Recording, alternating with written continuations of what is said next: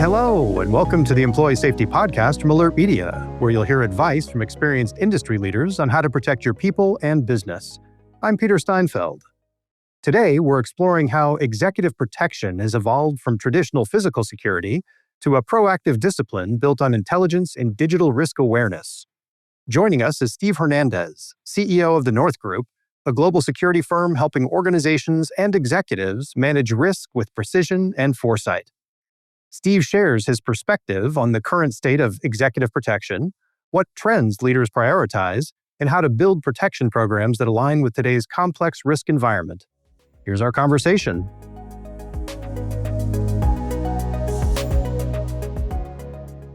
Hey, Steve, thanks for being here. Good morning, Peter. How are you? I am doing well. Well, let's go ahead and get right into it.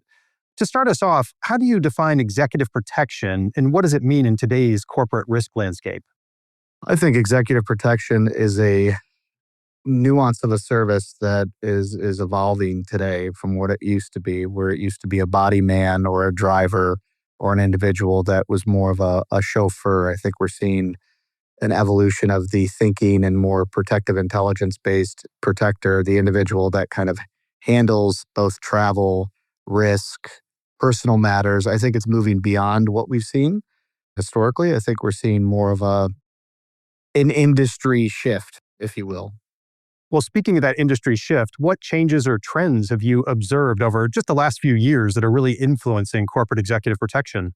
We're seeing a lot of folks that are focused on more of that protective intelligence, as I said, right? That digital footprint protection, right? Identifying the threats pre-incident versus being more reactive or post-incident.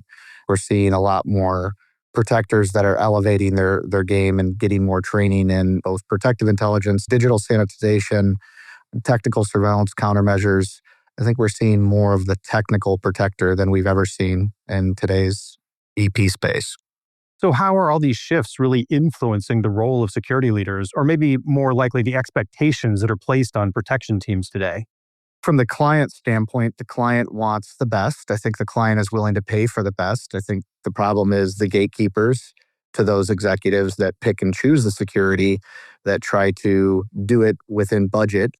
What we do when we look at this is we look at the liabilities fragments of a circumstance or an issue, right? We're looking at legal liability, financial liability, life safety liability, insurance liability, and then we're really working to couple all of those things into a dynamic assessment. And I think that's what both the providers that are experienced and the customers are looking for, is that dynamic fruit to say, okay, here is why you should do this. Maybe you shouldn't do armed security here. Maybe you shouldn't do residential security. Maybe you need to do this. And it's all based on kind of the matrix, right, that gets put together by a firm or by the protective detail. And I imagine it can be different based on the executive. So that's actually one thing I'd love for you to define. Like, what does executive mean? Is it just the CEO? Does it also include any other people in the C-suite? Does it also include maybe a VP who's working on a sensitive project that could require some protection? What does it really mean to be an executive that would need protection? I think we want to branch that out beyond just the C-suite. We want to look at duty of care here, right? And we want to say what individuals in an organization have a liability or a threat against them. It could be the HR director of an organization. Maybe it's not the VP of HR, but it's that first line HR director that dealt with the adverse employee who then became hostile and is now making, digital domain threats. And how are we going to respond to that? I think what we're seeing is the evolution of that, right? Because it's transcending downward into the employer tree. And we're not prepared for that as an industry, right? We're very fixated on the CEO needs security, the COO, the board of directors. But at the end of the day, we're seeing more radicalization. We're seeing more of the fixation and the grievance ideology that are spanning across one organization down to its middle management almost. And I think that's dangerous. I think that if we don't pay attention to the threat and really define that, then we create more liability than we mitigate. I think that's really important for a lot of our listeners to understand. And it's not just the C-suite. I remember years ago, this must have been 20, 25 years ago, I was working somewhere and there was a manager who had to let someone go and it didn't go well. And he woke up the next morning and looked in his driveway and all 4 of his tires were slit.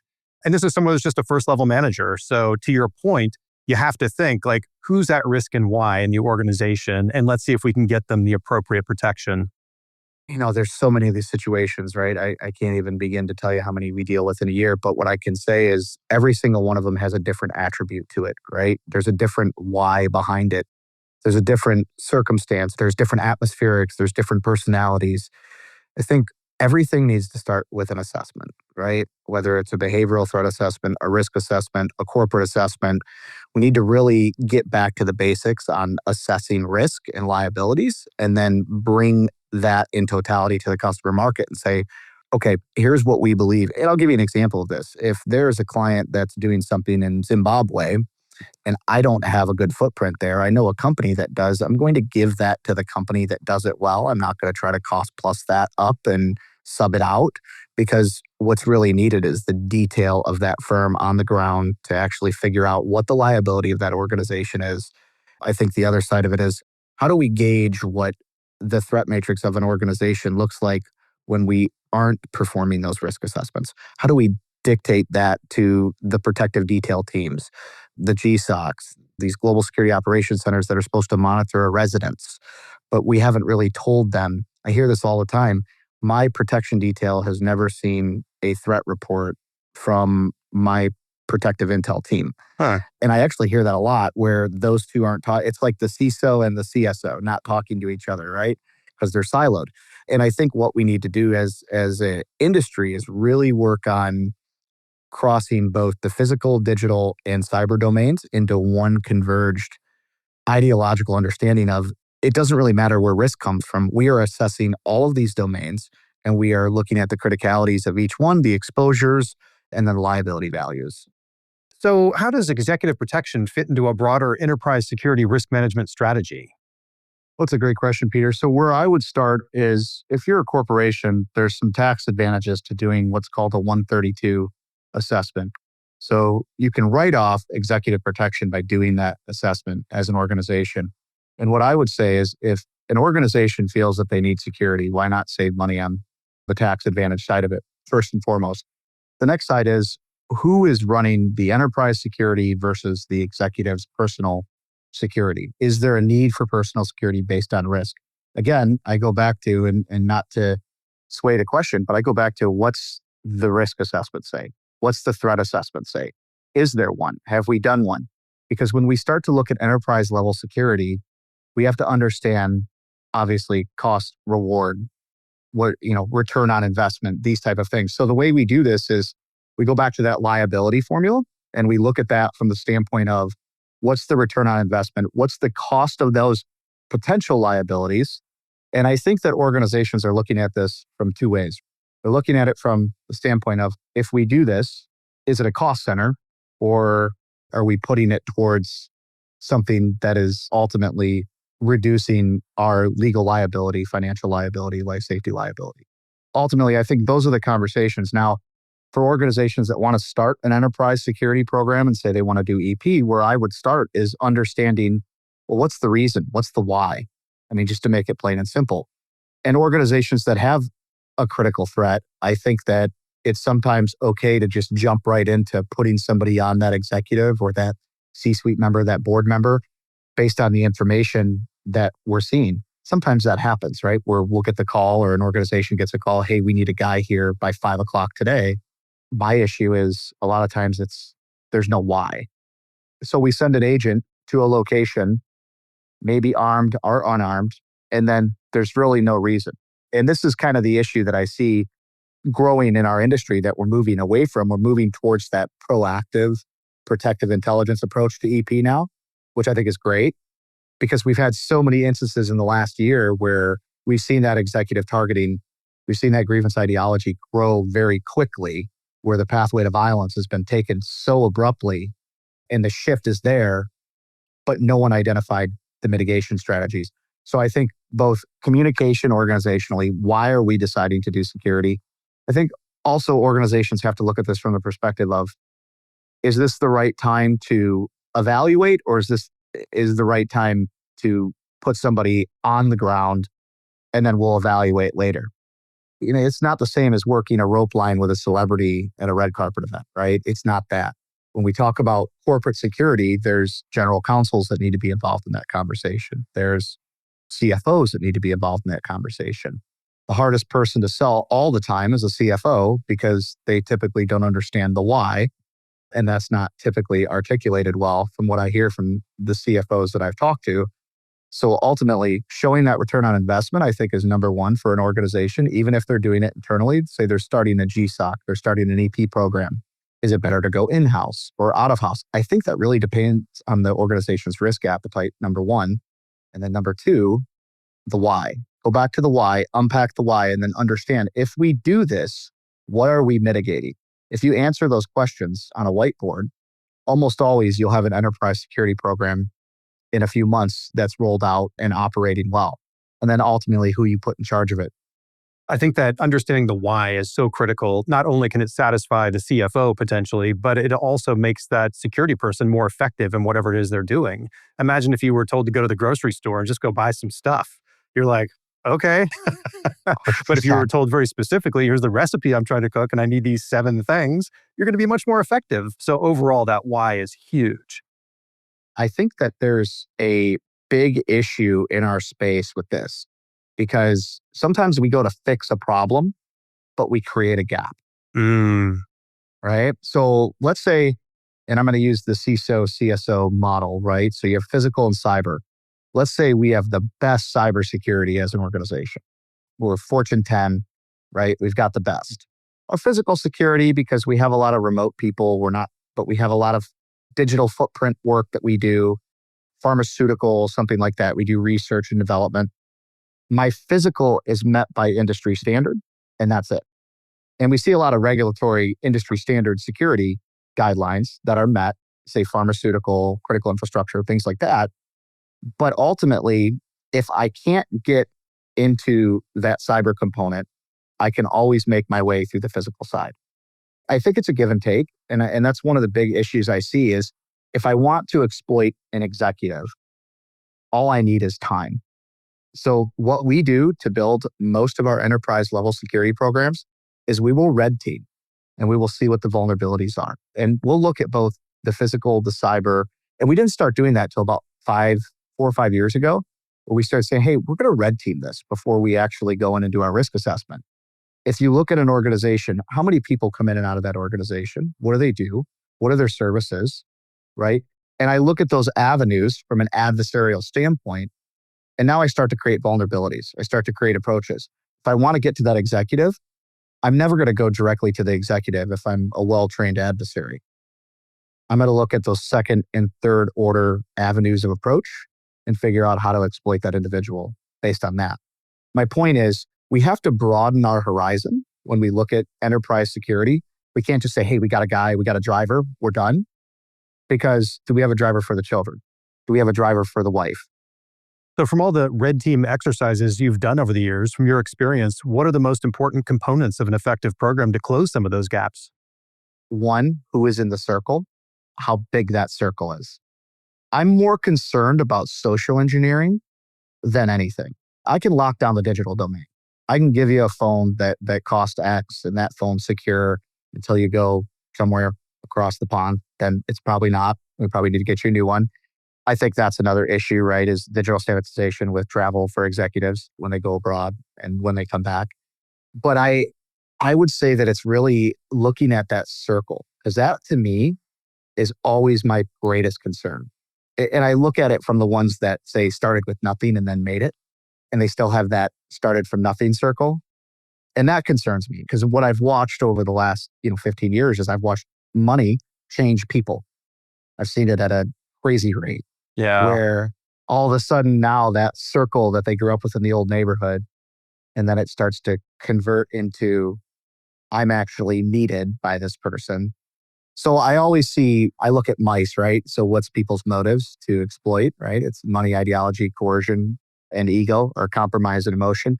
So if you look at that acronym and you look at what people's motives are, that's the avenue where I see. It's not like the weather is a concern, right? We know that. We know that, okay, if there's a tornado, that's a concern. We're worried about those human behavioral atmospherics, right? Or group atmospherics and personalities that are less likely to be identified by that corporate team because they know that corporate team exists. So if an organization is just starting to think, hey, we need some executive protection. We have a great physical security program, but now we need to apply something for our executives specifically. What are the top factors that it should consider first? Well, I think number one, they need to consider the why. We talked about that a little bit, right? Why do we need this? I think two is let's do the residential security assessments and the lifestyle. We call it a lifestyle assessment. We're going to look at that executive's travel patterns, behavioral patterns, who's around there. We really understand where that could really branch out into what type of risk factors. I think the next thing is going to be, how do they travel? Are they doing private to the FBO? Are they doing commercial still? That's a big factor too, right? Because some boards require an executive to take private due to, liability issues. They want to refrain from having any of those issues. So they put them on a private plane. And it's funny. The first time I saw that, I thought that was weird that a board is willing to mandate that a CEO travels privately. I thought that was really interesting. I also think, where are they speaking? What are they doing? I think these are all considerations. If you're a healthcare executive today and you're speaking at 10, 12 conferences next year, you definitely need security. I think if you're in the financial services market, I think if you're in politics, these are all areas that we're seeing that balloon of that grievance ideology on both sides of the political and ideological spectrum, where we're seeing people just completely radicalized with their belief systems. And ultimately, what we're seeing is that lone wolf piece that we started looking at years ago after 9/11 start to really come back alive today. I think an organization has to also look at the duration or need beyond the duration. Because a lot of times an organization could say, hey, this is going to cost us $300,000 a month to get these people staffed and get the driver and the residential security. They've got 4 homes, this and that. But what's beyond that? And for us, we start looking at that immediately because I want to understand and help forecast, both from a budget standpoint and a risk standpoint. Because just think of this past Thanksgiving or Christmas, when people are going to grandma's house, do they want to have the EP guy sitting in the driveway? Is the EP guy going to go advance grandma's house? And you know what I mean? And a lot of times what you'll hear is the executives like, I don't need anybody. But this is the other issue. And the second thing they need to consider, what is the liability of doing nothing? Yeah. Because I can tell you of a couple of circumstances in the last 12 months where I think families, individuals, organizations wish they would have done more. Without a doubt. And do people need to bring this in-house? Should they work with external providers? Is there some kind of nice blend you can do between the two, depending on the situation and thinking about, the out cases in the future? I look at this two ways, and not to push people away from, obviously, an organization like ours, right? A private sector. But I think it depends on the structure of your organization and what the depth of the program is. Now, we follow a blend, right? Sometimes we'll work for a COO and we'll embed a director of security. But what that director gets is the entire depth of our organization and every divisional leader beyond it. But I also have told organizations, you need to hire this director or this chief security officer or this director of executive protection in-house due to these factors. And sometimes it's dealing with different compliancy and regulatory issues. So if you're looking at an organization that's governed by the SEC or financial services, they have compliance and regulatory requirements that they have to meet. Same with different pharmaceuticals, same with different critical infrastructure. It's not to say we wouldn't, but at the same time, we might actually do an executive headhunt for them and then help vet that person.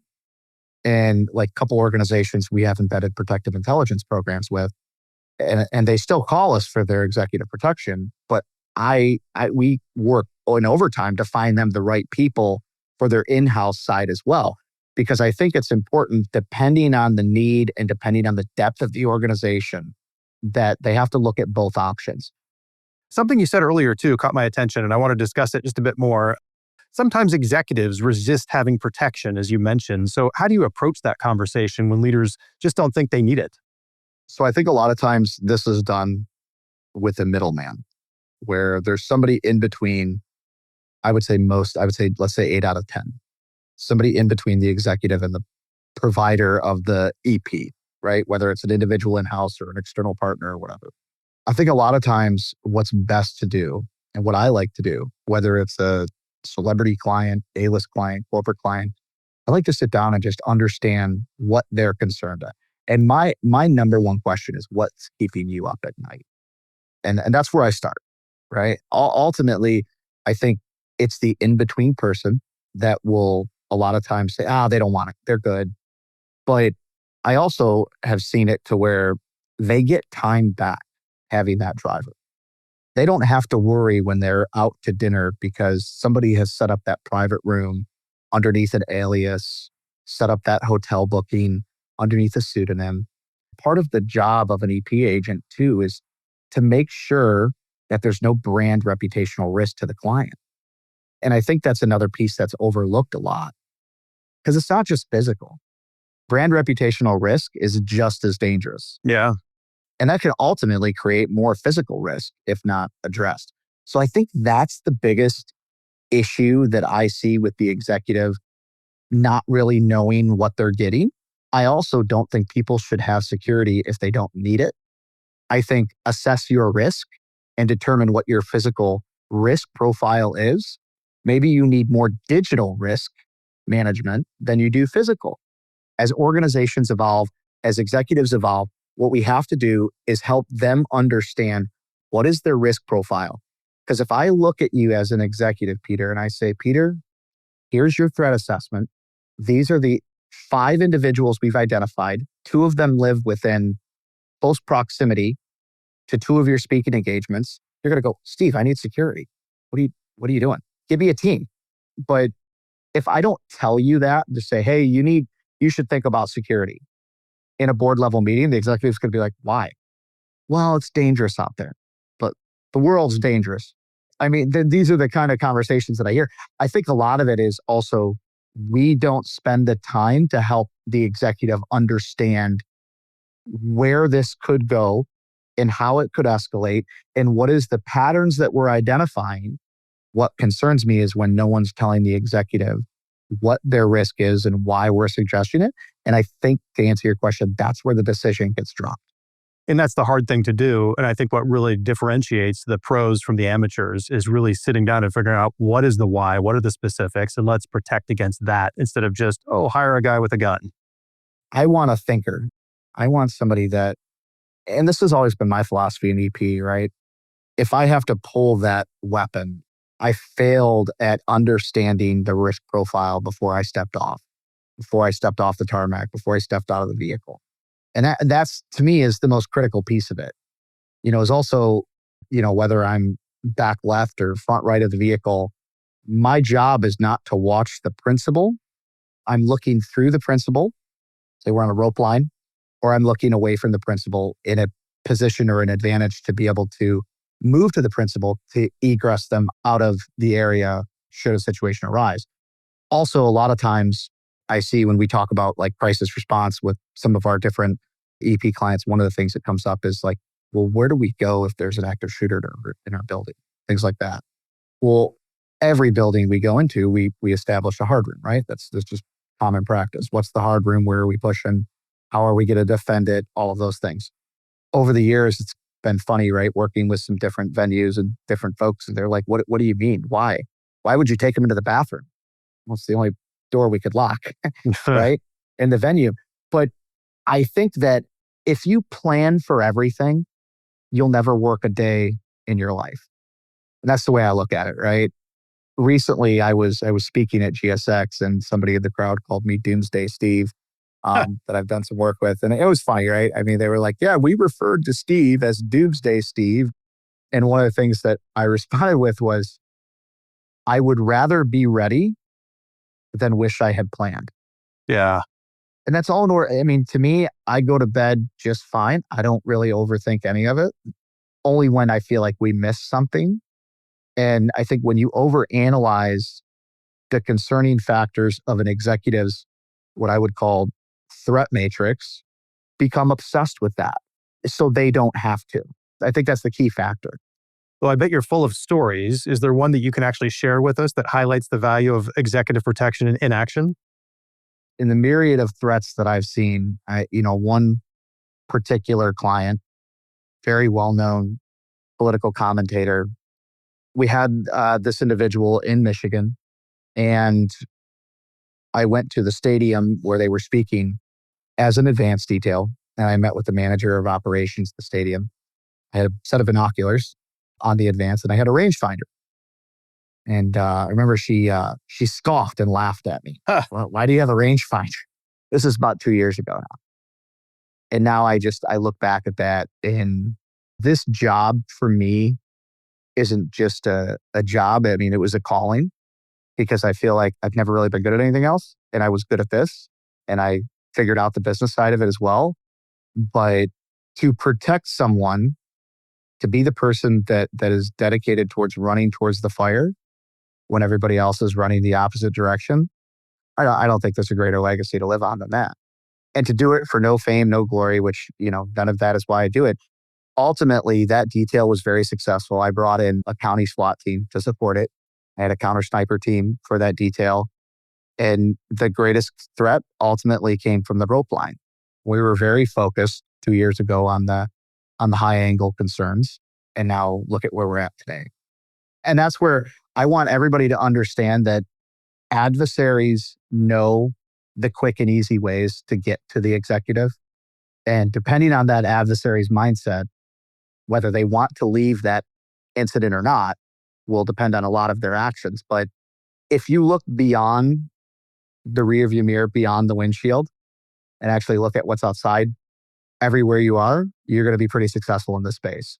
It's definitely an honor to work with the people that I've worked with over the years and see the tremendous depth of our industry and the knowledge and the experience behind some folks. I'm sure you have the same stories as well. It's rewarding. It absolutely is. As we wrap up, what's your advice for organizations that just want to elevate their executive protection programs? You've offered a lot of great advice so far, but what are the top things you would say an organization should focus on immediately? So I'll give you 3. Start at where you want to see this in 5 years. What's that end state? 1, you don't want to be the organization that's hiring a CSO or a director every 8 months. Give the expectation to either the contracted firm, the embedded firm, or the individual that you hire. Give those expectations for what you want 5 years from now. I think the next thing is, what's the return on investment? And that's not going to be dollars and cents, right? It's really weird, because you're going to spend dollars and cents to get a mercurial return on investment, right? For nothing to happen. Yeah. Well, and how do you value that? Yeah. How do you value nothing went wrong? Yeah. So you have to kind of re-engineer that into, well, if this went wrong, but you can't what if it to death. Well, if there's a 100-foot tsunami off the coast of California, if anybody remembers this past summer, where there was going to be a massive tsunami for about 35 minutes. Right. And then it calmed down, right? Well, that sent our world into chaos for about 35 minutes, because I had to figure out how to get people out of these areas. And then finally, I'm like, the state of California, how can you mess that up? How can you tell everybody there's going to be a 100-foot tsunami? So, and that's my next point, is don't listen to the noise, take the fact. Just because there was this incident doesn't mean your executive is at risk. What that means, okay, pharmaceutical industry giant has been assassinated or killed or robbed, and you're the next giant in line in that industry, that doesn't mean your executive is being targeted. What it means is we need to do a threat assessment, we need to do a risk assessment, and we need to determine where that correlates. And I'll say the last thing is, believe in not just theory of how security works, but watch for the facts of what security actually is. Security is supposed to be invisible. It is supposed to be something that you see only when you need to. Don't overdo security, and keep your culture intact. Don't change your culture to build your security. Because it won't work. No, it won't. Well, Steve, thank you so much for being on the show. Tremendous advice. Thank you for unpacking what executive protection really means. Thank you, Peter. Thank you, everyone. To learn more about Steve and his work with the North Group, click the links in the episode description. You can also watch video highlights from this episode on Alert Media's YouTube. Don't forget to subscribe, rate, and review the show wherever you get your podcasts. Stay safe out there. Thank you for listening to the Employee Safety Podcast from Alert Media, the industry's most intuitive emergency communication and threat intelligence solution. To learn more about how to protect your people and business during critical events, visit alertmedia.com. Until next time.